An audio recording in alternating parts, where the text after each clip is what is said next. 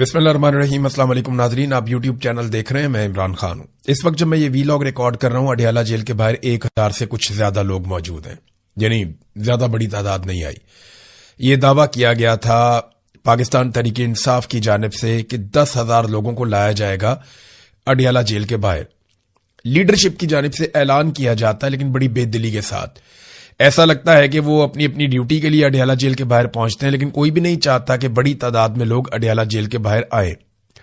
अलीमा खानम ने आज दोपहर को यह कहा कि हम जब इमरान खान साहब से मुलाकात के लिए आज जा रहे थे तो हमें महमूद अचकजई साहब ने यह कहा कि पाकिस्तान तहरीक इंसाफ का एक पैगाम है, और वो पैगाम यह है कि अगर आप अपने एहतजाज को थोड़ा आगे ले जाएं और अपने धरने को थोड़ा आगे ले जाएं तो हम 10,000 लोग लेकर पहुंच जाएंगे। तो उन्होंने कहा जी क्या वक्त? उन्होंने कहा जी 2 बजे की बजाय आप 6 बजे पे ले जाएं। तो अलीमा खानम ने कहा जी हमने उनकी ऑफर कबूल कर ली और हम 3 बजे से लेकर 7 बजे तक वहां पे धरना देकर बैठेंगे और इंतजार करेंगे कि 10,000 लोग पहुंचते हैं। जब उनसे पूछा गया कि 10,000 लोग ना आए तो क्या होगा, उन्होंने कहा जी फिर 7 बजे हम धरना खत्म कर देंगे और हम वापस जाएंगे। तो एक ऑफर हुकूमत की जानिब से मुबैना तौर पर की गई थी, क्योंकि खैबर पख्तूनख्वा के बजट के मामलात में पाकिस्तान की मिलिट्री एस्टेब्लिशमेंट को खैबर पख्तूनख्वा की हुकूमत से कुछ सहूलतें चाहिए, यानी सरप्लस बजट चाहिए, तरक्याती कामों में कटौती चाहिए, और खैबर पख्तूनख्वा की हुकूमत की मर्जी या इजाजत चाहिए, या उनका बजट इस तरह से वो बनाना चाहते हैं कि वफाक को उसका फायदा पहुंचे। अब उसके लिए खैबर पख्तूनख्वा की हुकूमत को कुछ ना कुछ तो देना पड़ेगा। तो हुकूमत ने मांगी मुलाकात। तो जो ऑफर दी गई वो ये थी कि मुजम्मल असलम की इमरान खान से मुलाकात करवा दी जाएगी और एक बहन को, और वो बहन भी पसंद की जाएगी एस्टेब्लिशमेंट की जानिब से कि कौन सी वाली बहन। तो एक इमरान खान की बहन और एक मुजम्मल असलम, इन दो की मुलाकात के बारे में मुबैना तौर पर यह इतला आई। लेकिन पाकिस्तान तहरीक इंसाफ ने, इमरान खान साहब की फैमिली ने कहा जी कि नहीं, ये तरीका ठीक नहीं है। मुलाकात तो सुहेल अफरीदी की होनी चाहिए और मुलाकात तो बाकी लोगों की होनी चाहिए, और इमरान खान साहब की बहनों को मिलवाना चाहिए और ये मुलाकातें जारी रहनी चाहिए। ये क्या तरीका है कि आप 2 मिनट की एक मुलाकात करवाएंगे और उसके बाद आप कहेंगे देखें जी आपने अपने भाई को देख लिया, काफी हो गया। तो ये तरीका का ठीक नहीं, हम इस ट्रैप में नहीं आते। तो फिर पाकिस्तान तहरीक इंसाफ ने कॉल दी कि 10,000 कारकुन वहां पे अडियाला के बाहर पहुंचे। राणा सनाउल्लाह साहब ने चैलेंज किया कि अगर ये 10,000 बंदे वहां पे इकट्ठे कर ले तो फिर आकर मेरे साथ बात कर ले, हम इनकी बात मान लेंगे। लेकिन अगर ये 10,000 बंदे इकट्ठे ना कर सकें तो फिर जिस तरह वजीर आजम ने कहा वैसे चुपचाप करके बैठे और बात सुने सर फेंक के। तो अब ये चैलेंज तो हुकूमत ने भी कर दिया था और हुकूमत ने कोई रुकावट खड़ी नहीं की। पाकिस्तान तहरीक इंसाफ की लीडरशिप के रास्ते में हुकूमत ने कोई रुकावट खड़ी नहीं की, लेकिन इसके बावजूद 1,1200 लोग, मेरे ख्याल में मैक्सिमम 1,500 होंगे, इससे ज्यादा लोग पाकिस्तान तहरीक इंसाफ इकट्ठे नहीं कर पाई। या वो करना ही नहीं चाहते या लोग उन पे भरोसा ही नहीं करते। तो मसला क्या है, मैंने इसके बारे में काफी, मेरा जो अपना एनालिसिस है ना, वो बहुत सारे लोगों से बात करने के बाद मुझे जो समझ आ रही है वो ये है कि लोग इमरान खान से बिल्कुल मायूस नहीं है, लेकिन इमरान खान के बारे में जो लीडरशिप है पाकिस्तान तहरीक इंसाफ की, उनसे लोग मायूस हो चुके हैं और लोग अब उन पे भरोसा नहीं कर रहे और उनके साथ बाहर निकलने को तैयार नहीं है। बार बार लोग निकलते हैं, उनके कहने पर आ जाते हैं, लेकिन कुछ भी नहीं होता। आज जो लोग आए हैं इनके बारे में मैंने पूछा, जो वहां पे सहाफी मौजूद हैं, कि मुझे आप बताइए कि ये कौन लोग हैं जो आए हैं और इन्हें कौन लेकर आया। तो जो जर्नलिस्ट हैं उन्होंने मुझे बताया जी कि ये मकामी सतह पे जो लोकल क़यादत होती है, ये वो लोग आए हैं। ये ऐसा नहीं है कि कोई MNAs, MPAs, सेनेटर्स अपने साथ बंदे निकाल कर लाए हों, या खैबर पख्तूनख्वा की हुकूमत ने या जो सूबाई सदर हैं जुनेद अकबर, उन लोगों ने जोर लगाया। कहते जी वो नहीं है, ये ज्यादा लोग पंजाब से आए हैं, कम लोग खैबर पख्तूनख्वा से आए हैं, और ज्यादा लोग वो हैं जो मकामी सतह की क़यादत है। कोई अपने साथ 10 ले आया, कोई 20 ले आया, कोई 50 ले आया। तो लोग यहां पे आते हैं और तस्वीरें बनाते हैं, चले जाते हैं। उसका एक रीजन ये भी है कि आगे बल्दियाती इंतखाबात आ रहे हैं, उसके लिए एक्टिविटीज शुरू हो गई है। हर बंदे को टिकट चाहिए, तो जो जो लोग टिकट चाहते हैं उन्हें पता है PTI का टिकट मिलेगा तो जीतने का इम्कान बढ़ भी जाएगा। जज्बाती वोट सारा पाकिस्तान तहरीक इंसाफ के साथ है, जितना आम आदमी है वो पाकिस्तान तहरीक इंसाफ के, इमरान खान के साथ है, तो वोट ले लेते हैं। अब धांधली तो आपको पता है हर इलेक्शन में होती है, लेकिन अगर वोटों पे कोई हिफाजत कर सके तो वो पाकिस्तान तहरीक इंसाफ के टिकट पे इलेक्शन जीत सकता है। तो यहां पे ये लोग आए, 1500 के करीब लोग मैक्सिमम भी, अगर मैं बहुत बढ़ा के भी आपको बताऊं तो ये 1500 लोग होंगे, इससे ज्यादा लोग नहीं है। पाकिस्तान तहरीक इंसाफ, यानी इमरान खान साहब निकलते थे सिर्फ अपनी पेशी पे जाने के लिए तो 10-20 हजार बंदा साथ भागना शुरू कर देता था। लोग पैदल निकल पड़ते थे, 1-1, 1.5 किलोमीटर तक अवाम ही अवाम होती थी, सर ही सर होते थे। ये इमरान खान साहब जब पेशी पे जाते थे तब की बात है। तो उस इमरान खान के लिए लोग कॉल करते हैं और सिर्फ 10,000 बंदा अडियाला के बाहर नहीं आता, ये बात समझ में आने वाली नहीं है। हाँ, समझ में जो बात आती है वो ये आती है कि लोगों को एक तो मार इतनी पड़ी है और इतना ज्यादा हुकूमत ने सख्ती की है, इतने लोगों को उठा उठाकर जेलों में डाला है कि एक ये खौफ है। दूसरा, जो क़यादत लेकर जाती है लोगों को या वहां जाती है वो बड़ी बेदिली के साथ ये ऐलान करते हैं और लोग ये जानते हैं कि दे आर नॉट सीरियस। जब भी कभी कोई सीरियस तहरीक चलती है या कोई संजीदगी के साथ आगे बढ़ता है तो लोग उसको रिस्पॉन्ड करते हैं, लेकिन ओवरऑल एक मायूसी है जो हम देख रहे हैं। लेकिन जो भी एहतजाज होता है ना उसकी लंबी तैयारी होती है। आज अगर ज्वाइंट अवामी एक्शन कमेटी एक मजबूत अवामी एहतजाज खड़ा करने में कामयाब हुई, मैंने कल के मनादिर देखे तो बहुत बड़ी तादाद में लोग निकल कर आ गए थे क्रैकडाउन के बाद, और पूरा पंडाल ना सिर्फ भरा हुआ था बल्कि अलग अलग जगहों पर धरने हो रहे थे। तो ये इतनी स्ट्रेंथ आपके अंदर तब आती है जब आपने कई महीनों की तैयारी की हुई हो। पाकिस्तान तहरीक इंसाफ फौरी तौर पे कहती है जी कल आना है, परसों आना है, तो वो लोग कहां आएंगे? आपको तैयारी करनी पड़ेगी। आज होना तो ये चाहिए कि पाकिस्तान तहरीक इंसाफ 5 अगस्त 2026 की तारीख दे दे और अपनी डिमांड सामने रख दे कि जनाब ये हमारी डेडलाइन है और ये हमारी डिमांड्स हैं। अगर ये डिमांड्स नहीं मानी जाती तो 5 अगस्त 2026 को हम पूरा पाकिस्तान लेकर अडियाला की तरफ जाएंगे या हम इस्लामाबाद की तरफ जाएंगे। कॉल तो फिर इस तरह दी जाती है 50 दिन पहले, 60 दिन पहले, कम से कम 50-60 दिन पहले आप कॉल दें, फिर तैयारियां करें, फिर लोगों को निकालें, पूरा एक बयानिया बने, हर आदमी की ज़हन साजी की जाए, फिर स्ट्रीट मूवमेंट चले, फिर लोग निकलते हैं। ऐसे थोड़ी लोग निकलेंगे कि आप कहेंगे लोग आपके जाती मुलाजिम नहीं है। लोग इमरान खान से प्यार बहुत करते हैं, लेकिन लोगों को इमरान खान की जो पॉलिटिकल पार्टी है उसकी लीडरशिप को वो शक की नजर से देखते हैं और अब वो उनसे मायूस हो चुके हैं। देखें वो कॉलें दे दे के थक गए, लोग नहीं निकलते ऐसे। तो आपको पूरी तैयारी करनी पड़ेगी। अगर आज ये तारीख दे दें, मिसाल के तौर पे आज मिड है जून का, तो अगस्त की 5 तारीख अगर दें तो ये 1.5 माह का टाइम है इनके पास। तो इस 1.5 माह में बड़े पैमाने पे लोगों को इकट्ठा किया जा सकता है। अब आ जाए नाजरीन कुछ और खबरों की तरफ। फैसल वाडा टीवी के ऊपर अचानक से नजर आए। हर मौके पे फैसल वाडा अचानक से आ जाते हैं और आकर चित्रौल शुरू कर देते हैं। ज्यादा चित्रौल वो नून लीग की करते हैं। फैसल वाडा की कई प्रेडिक्शंस गलत भी हुई। यानी इसी फैसल वाडा ने कहा था कि सवाल ही पैदा नहीं होता कि सुहेल अफरीदी वजीर आला बन जाए, लेकिन वो बन गया। फैसल वाडा ने और बहुत बातें की थी, बहुत सारी प्रेडिक्शंस गलत हो जाती हैं। ख्वाहिशात होती हैं ना जर्नैलों की, वो इनको बता देते हैं तो वो उनको कहते हैं ये मेरी पेशन गोई है। तो अब वो लगातार नून लीग की चित्रौल कर रहे हैं उसी बूट के साथ जो बूट उन्होंने काशिफ अब्बासी के प्रोग्राम में उठा के टेबल पे रख दिया था। तो फैसल वाडा जो है वो नून लीग की लितरौल करते हैं और नून लीग वाले एक लफ्ज भी नहीं बोलते। इतना बुरा वक्त तो मैंने नवाज लीग का कभी नहीं देखा था। यानी नवाज लीग के लोगों को मुशर्रफ के दौर में भी मैंने देखा कि वो गैरत खा जाते थे, वो बात करते थे, जोर लगाते थे, मुकाबला करते थे, लेकिन आसिम मुनीर के दौर में वो सिर्फ लितर खाते हैं और वो उनकी बहुत चित्रौल हो रही है। और फैसल वाडा जैसा बंदा कर रहा है जो किराए के वोट लेकर सेनेटर बना हुआ है। और औकात आप सारे जानते हैं फैसल वाडा की, हम सबको पता है। लोग तो इन्हें टॉमी भी कहते हैं, मुझे बहुत बुरा लगता है, लेकिन लोग कहते हैं, उन्हें टॉमी नहीं कहना चाहिए। लेकिन फैसल वाडा ने जर्नैलों की तारीफें की हैं, फौजी क़यादत की बहुत जमीन आसमान के कलाबे मिलाए उनकी तारीफें की, और सियासतदानों को जो है वो ये बहुत रगड़ा लगाते हैं, उनकी ठुकाई करते हैं। तो सियासतदानों के अंदर एक घुसपैठिया है जो जिस थाली में खाता है उसी में छेद करता है। सियासतदानों को ना ऐसे लोगों को पहचानना चाहिए और उनको अपनी सफों से अलग करना चाहिए जो सियासतदानों को ही गाली देता है और सियासतदान के तौर पे ही पहचाना जाता है। हमारे सहाफियों में भी ऐसे लोग हैं। एक सहाफी है ऐसा, वो हर जगह बैठ के ना सहाफियों को गालियां देता है और वो ये कहता है कि पाकिस्तान में मीडिया पे 10 साल के लिए पाबंदी लगा देनी चाहिए, पाकिस्तान में मीडिया होना ही नहीं चाहिए, जो करा रहा है मीडिया करा रहा है।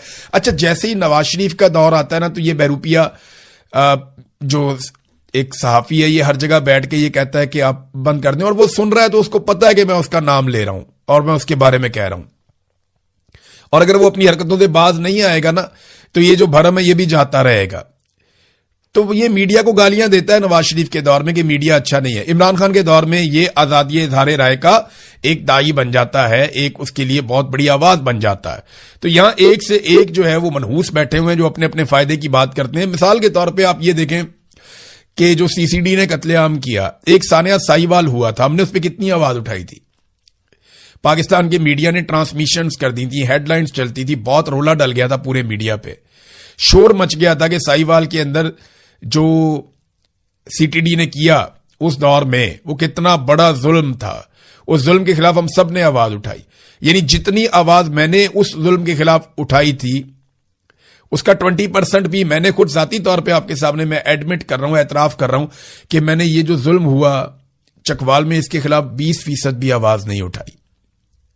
وجہ یہ ہے کہ نظام نے ہمیں مایوسی کر دی ہے، ہمیں پتہ ہے انصاف ہونا ہی نہیں ہے، ظلم اتنا زیادہ ہو رہا ہے، ناانصافی اتنی زیادہ ہو رہی ہے کہ کون کون سی ناانصافی کے بارے میں بات کریں، ادھر سیدھی گولیاں مار دیتے ہیں آزاد کشمیر میں جو آدمی نکلتا ہے اپنے حق میں بات کرنے کے لیے، ان کا نیا نام نکال کے رکھ دیا جی یہ شرپسند ہے۔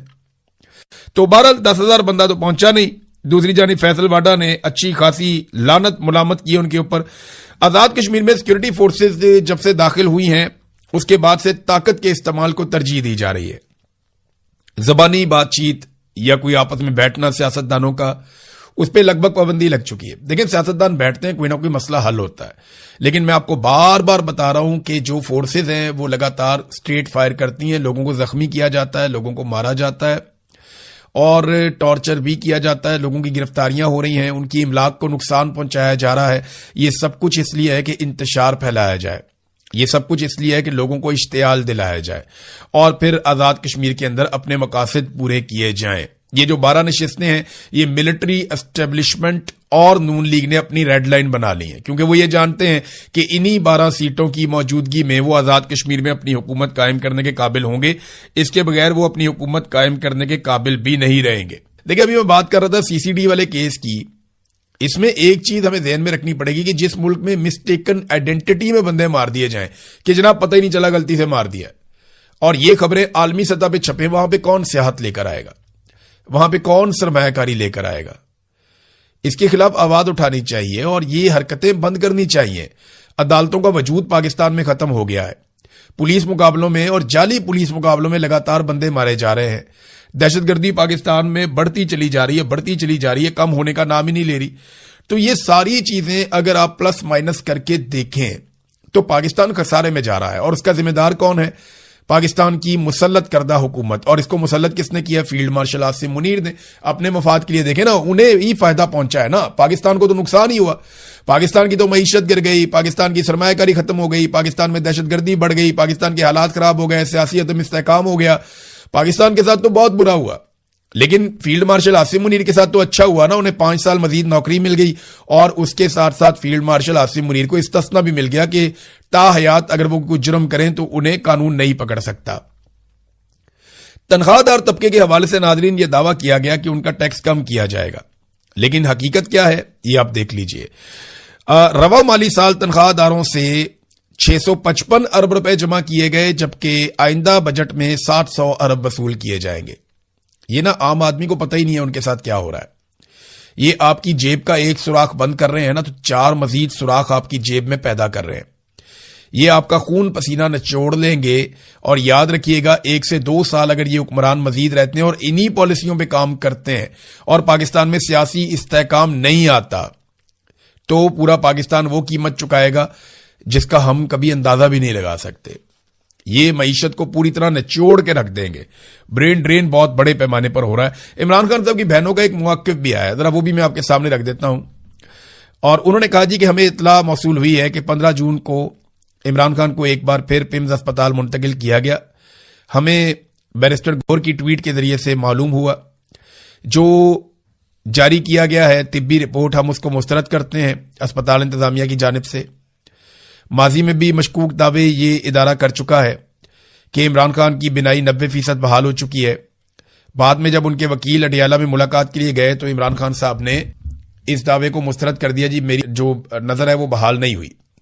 ایک بنیادی سوال اب بھی جواب طلب ہے، عمران خان کو 5ویں انجیکشن کی ضرورت کیوں پیش آئی؟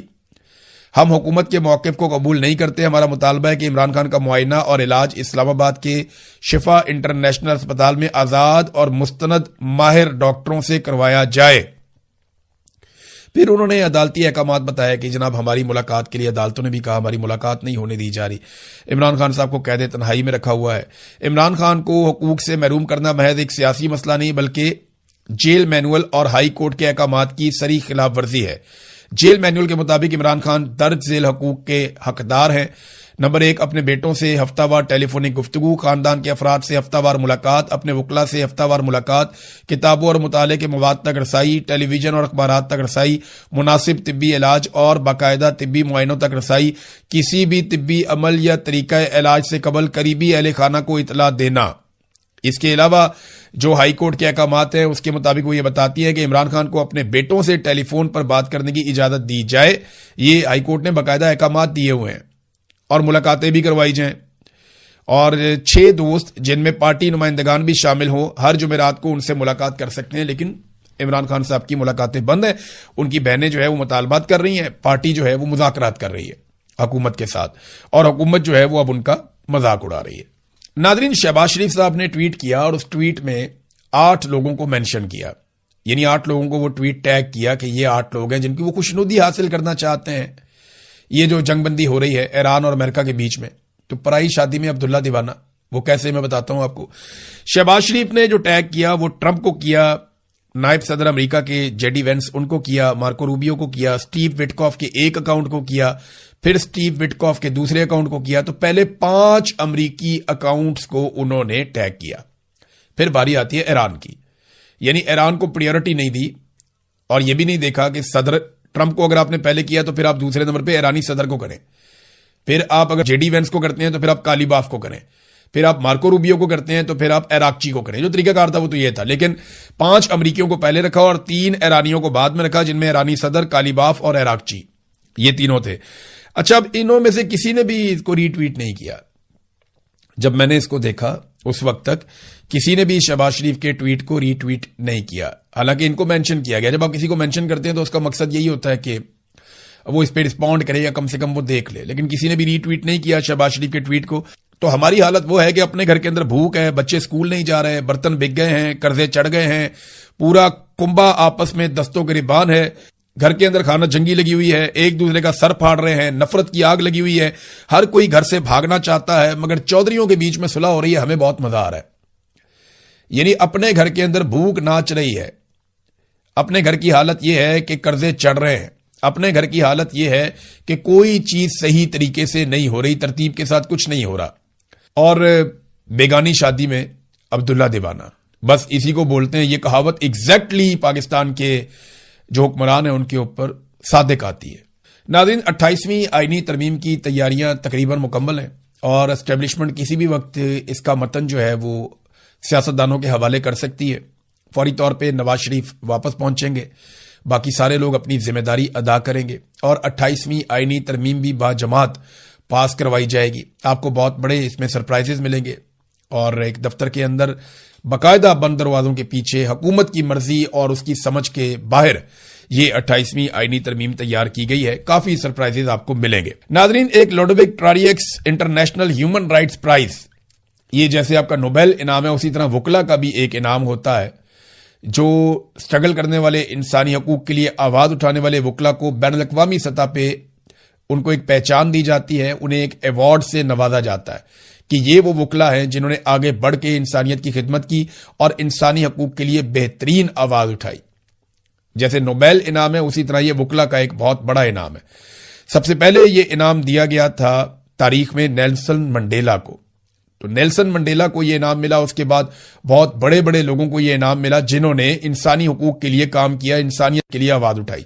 اور اس سال یہ ایوارڈ پاکستان کے حصے میں آیا ہے اور پاکستانیوں کو اس کے لیے میں بہت مبارکباد دے رہا ہوں. یہ بہت بڑا اعزاز ہے ہمارے لیے کہ ایمان مزاری اور ہادی علی چٹھا، انہیں مشترکہ طور پہ فرانس سے یہ ایوارڈ دیا گیا ہے، انہیں اس ایوارڈ سے نوازا گیا ہے.